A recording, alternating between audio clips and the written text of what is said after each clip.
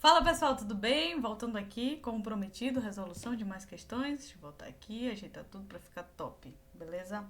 Aqui vamos continuar com a questão 26, certo? Vamos lá, sem perder muito tempo.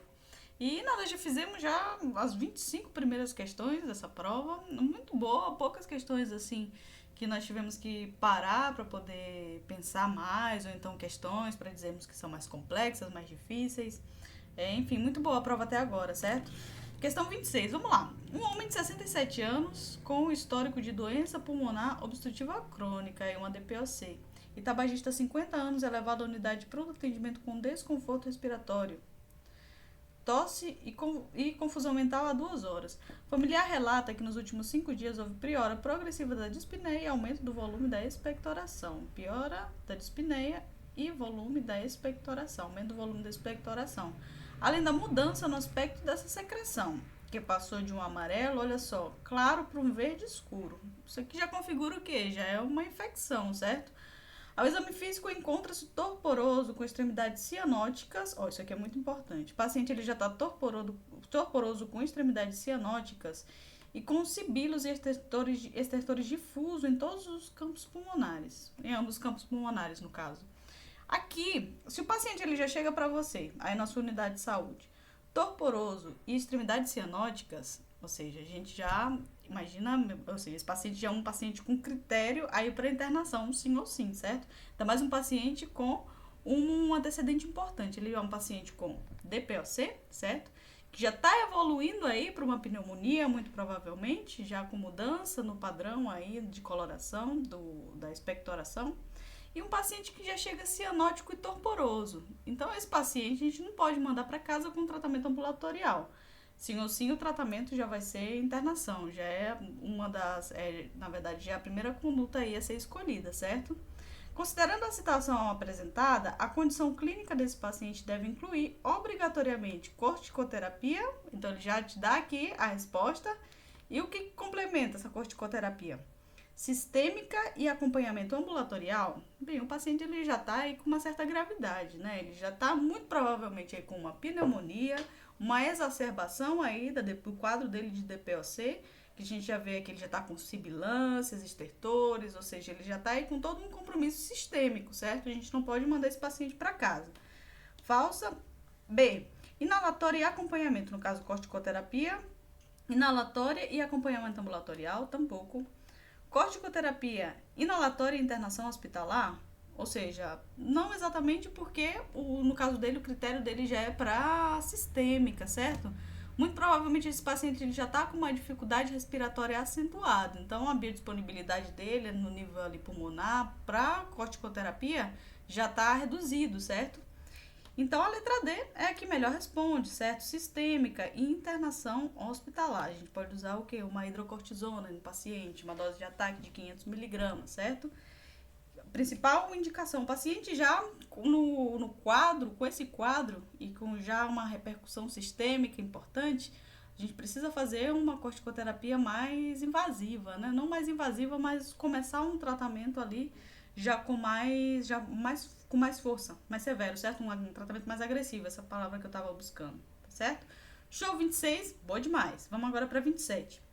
Paciente sexo masculino de 18 anos chega ao pronto atendimento com dor abdominal no mesogástrio e epigástrio, de início insidioso e caráter progressivo, associado a náuseas, olha só, e hiporexia.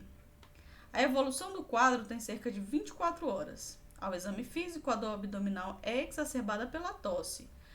Há discreta diferença de temperatura entre a região axilar e retal, ou seja, mais ou menos aí 1,2 graus Celsius é o valor da diferença entre a temperatura axilar e retal. Além de dor, a palpação profunda, olha só, na região inferior direita do abdômen. Ele tem dor, a palpação profunda, não falou aqui de descompressão, certo? Exames laboratoriais mostram leucócitos de 14 mil, ele já está aqui com leucocitose, com 80% de neutrófilos. Além de sumário de urina com 6 piócitos por campo. O que ele está querendo aqui apontar nessa questão? Essa questão, se a gente não se atentar bem, nós vamos pensar o quê? Que esse paciente está cursando muito provavelmente uma infecção urinária, pode ser aí uma pielonefrite por esses dados aqui que ele está dando. Vamos continuar aqui lendo. Com base no quadro clínico e laboratorial, qual achado clínico complementa o diagnóstico mais provável? Vamos lá, um paciente jovem, paciente que começou ali com uma dor no epigástrio, no mesogastro, como ele refere, e essa dor agora ela se localiza mais ali na fossa ilíaca direita, certo? Ainda não apresenta uma dor de descompressão brusca. No entanto, quando a gente palpa ali, quando é realizada ali a palpação profunda, o paciente já refere dor. O paciente está começando ali uma leucocitose. Isso aqui aponta para o quê? Aponta aí para uma apendicite. É o que é mais provável, segundo a sintomatologia, o quadro aqui do paciente. Agora, ele te deu aqui o resultado. O paciente está com piócitos na urina, certo? Como ele fala aqui. E também sumário de urina, tal. Ou seja, ele já aponta aqui que pode ser uma provável infecção urinária, certo? Só que a outra sintomatologia, continuando aqui, já vendo os sintomas que o paciente vem apresentando, dá para pensar aí mais uma apendicite, certo? Não pode deixar esse paciente ir embora sem descartar uma apendicite. Com base no quadro clínico e laboratorial, qual achado clínico complementa o diagnóstico mais provável? Vamos lá. Dor a punho percussão na região lombar direita? Então, nós poderíamos pensar por conta da quantidade já de piócito, certo? Mas só que a sintomatologia dele está mais característica, está apontando mais para uma apendicite. Então, vamos deixar essa aqui de stand-by, certo? Mais para falso do que para stand-by, na verdade. Vamos deixar ela aqui no mais ou menos. Crepitação na parede abdominal associada à presença de gás? Tampouco. Ou seja, pneumotórax, ou então presença de gás ali na região peritoneal, nada a ver. Dor a palpação no hipocôndrio direito durante a inspiração profunda? Isso aqui tampouco. Dor a descompressão entre a espinha ilíaca anterosuperior e o umbigo? Então, aqui, ó, espinha ilíaca anterosuperior, umbigo, aqui, ó. Seria o ponto de quê? Seria um Bloomberg, né? A descompressão no terço, na verdade, entre os dois terços, ou seja, a gente corta a região em 3, nos 2 terços mais proximais ali a cresta ilíaca, nós vamos fazer o sinal, a pessoa vai referir dor, certo? Então, dor de descompressão entre a espinha ilíaca anterosuperior e o umbigo seria aí o sinal de Bloomberg, né? Seria o que confirmaria aí o diagnóstico do paciente que está apontando mais para isso, certo? Está apontando aí mais para uma apendicite do que para uma infecção urinária, ok? Então, aqui é a resposta é a letra B. E a gente já pode descartar a letra A pela própria sintomatologia do paciente, certo? Como é a cronologia de uma apendicite? Uma dor que começa onde? No epigástrio, pode chegar a vir aí no mesogástrio, ela pode se localizar também ali na região do hipogástrio, antes de se localizar necessariamente aí na fossa ilíaca direita, ok? Então, sim, a que mais responde é a letra D, ou a que melhor responde é a letra D. Dava para ficar em dúvida entre A e a D? Sim, no entanto, já com essa sintomatologia apontando aí mais para apendicite, aí já descarta a letra A, certo? 28. Menino de 5 meses levado para consulta de rotina. Nasceu com idade gestacional de 28 semaninhas, ok. Boa evolução na internação, recebeu alta para acompanhamento ambulatorial. O bebê tá bem, mas teve um episódio de infecção respiratória leve. Olha só aqui. Infecção respiratória leve, tá bem. A família está aí preocupada com eventuais complicações que o bebê possa ter, uma vez que o inverno está chegando e os pais querem proteger a criança. Bem, nessa situação, a conduta médica mais adequada é indicar vamos lá. O bebê, ele nasceu com 5 meses, certo? De 5 meses, um bebê aí prematuro. É levado para consulta de rotina e nasceu aqui com 28 semanas, certo? 5 meses, 28 semanas. Boa evolução, ele recebeu alta logo depois, fez um acompanhamento ali, tudo certinho. E ele teve agora um quadro de infecção de via aérea respiratória, mas uma infecção leve, nada muito agravante, não refere se ele ficou internado, nada parecido, certo? E os pais, eles querem saber, já que o inverno está chegando, o que a gente pode fazer para proteger essa criança? Bem, a resposta certa dessa aqui é a letra B. Por que é a letra B? O palivizumab é a medicação que hoje em dia nós iremos utilizar nas crianças para evitar o quê? O vírus sincicial respiratório, certo? Então, se a criança ela se contagia, a criança ela já é prematura, ela nasceu de 28 semanas, certo? Se ela se contagia aí com o vírus sincicial respiratório, ela pode chegar muito facilmente aí numa bronquiolite. E o paciente já tem esse fator de risco de ter nascido prematura e bem novinho, 28 semanas. com uma bronquiolite por um vírus sincicial respiratório, é um quadro muito grave, ou seja, já é um paciente aí com fator de risco importante, então já é um paciente que vai ter essa injeção já, essa vacina aí, já no seu calendário vacinal, certo? Justamente para evitar complicações, uma bronquiolite, aí um estresse respiratório. Então a resposta certa, letra B, ok? Aqui, a administração da vacina anti-influenza de imediato e a restrição de visitas, ou seja, a restrição de visitas não vai fazer tanta diferença, né? Porque aí o vírus da influenza estacional, ele vai estar dando volta aí por todos os lados. E sim, se administra a vacina anti-influenza, temos aí no 6 meses. 6 meses de idade nós damos a primeira dose. Posso estar errada, mas dá outra dose antes de completar 1 ano e depois de forma anual, principalmente para os pacientes que já têm algum antecedente de importância ou então são pacientes de fatores de risco como prematuros. Depois C, manutenção do calendário vacinal atualizado e o encaminhamento do bebê para a infectologia infantil atualizado e o encaminhamento do bebê não necessariamente, certo? Ou seja, para evitar que o bebê ele se contagie ou então para evitar com que esse bebê ele tenha alguma complicação, para evitar, né, de uma forma de profilaxia, já vou mandar ele para infectologia. Letra D aqui, manutenção do calendário vacinal atualizado e administração do omalizumab em caso de infecção. Aqui tá falso, certo? A gente vai usar o omalizumab para quê? Para influenza, certo? Já no tratamento, quando a criança ela já se contagiou em si, ok? Então aqui a letra B, essa aqui é a correta, da 28ª, a letra B. Vamos agora aqui para a 29ª. Primigesta, 24 anos, chega à maternidade com queixa de cefaleia, febre e dores articulares leves há 5 dias. Relata que ontem houve piora da febre e surgimento de manchas pelo corpo, o que a fez procurar a emergência, certo? O obstetra verifica o cartão pré-natal e constata que ela está com 22 semanas de gestação e já realizou 3 consultas na unidade básica de saúde, muito pouco aí, sendo com sinais vitais normais e exames laboratoriais sem alterações. Ao exame físico, a paciente apresenta-se em bom estado geral, lúcida e orientada. Durante a análise clínica foram obtidos os seguintes resultados. Pressão arterial, ela está aqui, ó, hipotensa, certo? Frequência cardíaca, 82, saturação, temperatura axilar tá um pouco febril já. Altura uterina de 20, batimentos cardiofetais 142, está regular. Como nós vimos, né? Entre 110 e 160 é o valor aí que se espera. Após ouvir a história da paciente e examiná-la, o médico solicita um hemograma cujos resultados é um hematócrito de 38, ok, hemoglobina, ela tá levemente anêmica aqui, os leucócitos totais normais e aqui as plaquetas muito diminuídas. Eu fiz um vídeo agora, um vídeo curto no Instagram, a respeito dos tipos de dengue, né? De dengue, a classificação da dengue atual A, B, C e D. E nós sabemos que a mulher, simplesmente pelo fato dela estar grávida, já configura aí o grupo B, certo? E a paciente aqui, ela tem uma queda de plaquetas importante, certo?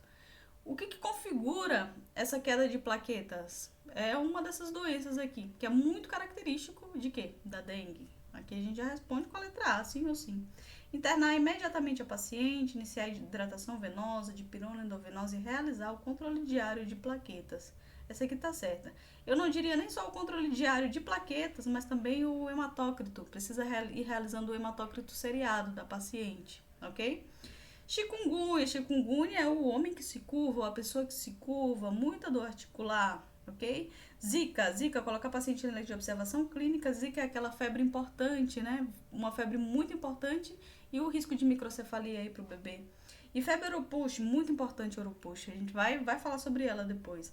Internar imediatamente a paciente, iniciar a transfusão de plaquetas, paracetamol por viorão, não é tanto o que caracteriza, a gente vai ver também muito sobre febre Oropouche para frente, porque é muito provável que caia outras questões também desse tipo de febre. Questão 30, enchente, seca. Nossa, essa questão aqui é uma polêmica. Vou botar aqui, polêmica. Eu lembro que fez muito ruído essa questão aqui. Mas vamos resolver. Enchentes, secas, ondas de calor, tempestades tropicais, incêndios florestais e aumento do nível do mar estão diretamente relacionados à escala dos determinantes sociais de saúde, certo? Determinantes sociais de saúde, DSS.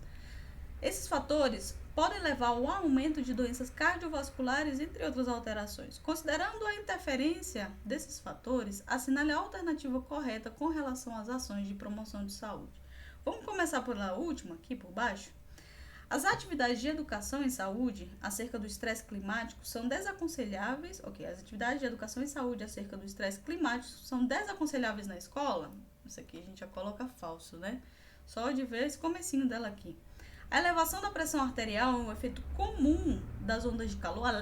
Elevação é só você ver no postinho aí, ou então nas UPAs, nos lugares onde você trabalha, aqui na Argentina, nas guardas.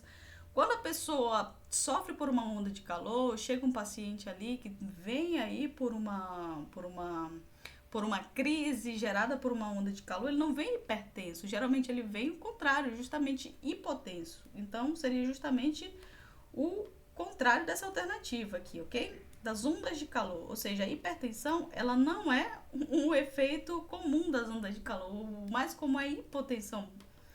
As plantações, a letra B, as plantações de milho para a produção de biocombustível configuram uma importante tendência no país, uma vez que aumentam a oferta de empregos na economia verde e melhoram as condições de vida de pequenos e médios produtores rurais. Vamos aqui com a letra A. A exposição à poluição do ar pode acarretar no aumento de risco para hipertensão, para diabetes e dermatites atópica. Portanto, indica-se fechar as janelas das residências nos horários de maior fluxo de carros a fim de evitar a exposição aos poluentes. Essa aqui, a letra A, foi o que foi considerado como correta. Então, sim, é uma questão polêmica e uma questão que não tem uma lógica causal assim muito importante.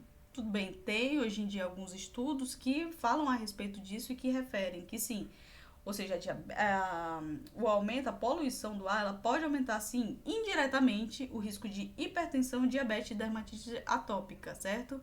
Poluição do ar, ou seja, dermatite atópica, alergia, pode aumentar o risco de diabetes, por quê? Porque tu tem uma diminuição aí, a pessoa ela tem uma diminuição aí no sistema imune, tem uma certa diminuição aí na quantidade de leucócitos, e também para a hipertensão como consequência do estilo de vida dos lugares das pessoas que vivem em lugares poluídos. Ou seja, é uma viajada, essa questão aqui ela foi bem polêmica na época, porque esses fatores aqui que falam na letra A, eles não são diretamente, não tem assim uma lógica causal direta, sabe?